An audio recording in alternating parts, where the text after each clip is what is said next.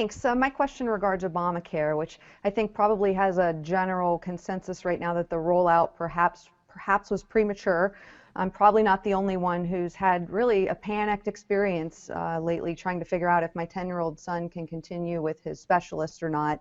And I know that I cannot keep my plan, which I liked, but as I'm trying to decide what to do going forward, I've spent weeks with days on the phone getting confidently delivered wrong answers, conflicting information, and it's becoming quite obvious to me that a lot of agencies, almost everyone I've talked to, is having a lot of trouble figuring out the new rules.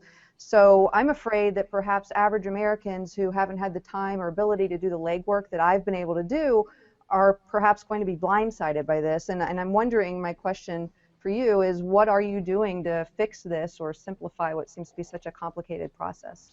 Well, Rebecca, first of all, it sounds like you were in the individual market, so you already had some sort of insurance plan, and so your concern is in terms of this transition, how does it affect you and your kids? And what I'll do first right away is make sure that somebody out of here, this White House, calls you directly, and I promise you, not only will they be confident, but it'll be the right answer. Thank you. I need that. But more generally, what we've been able to do, and you don't have to pussyfoot around, the rollout was a problem because the website wasn't working properly. I will say that in all these big programs, whether it was the prescription drug plan or Medicare, every time this happens, there's a big country with a lot of complications and millions of people involved. There are going to be some glitches involved. What we have done is, first of all, the website's working, healthcare.gov. The first place for folks to look to see whether they qualify for a tax credit, whether they can get cheaper insurance through these exchanges, is to go to healthcare.gov, where you do not have to wait anymore. And generally speaking, for the majority of people, certainly if you don't have health insurance, this will be a good deal for you.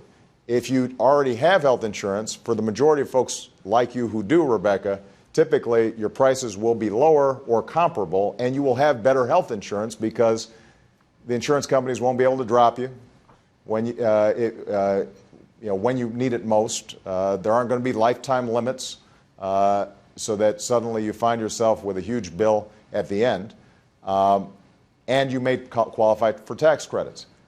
If, though, after you look at that, it appears that you still are going to have a tough time, or if you have a particular specialist and you haven't found that specialist in the network of the exchange that's offered in Kentucky, then we are looking at rules to make sure that somebody who's actively being treated, for example, can remain with their specialist for the duration of their treatment. And that's what I'll try to provide more information about.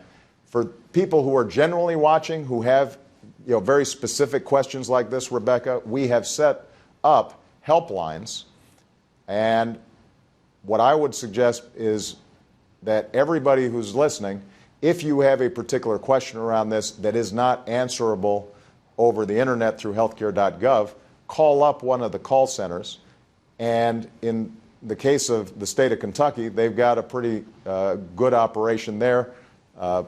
Call up them and find out what exactly your problem is, and hopefully you'll get a good answer. But you, Rebecca, since you're talking to the president directly, will get, I guarantee you, a firm answer by the end of the day.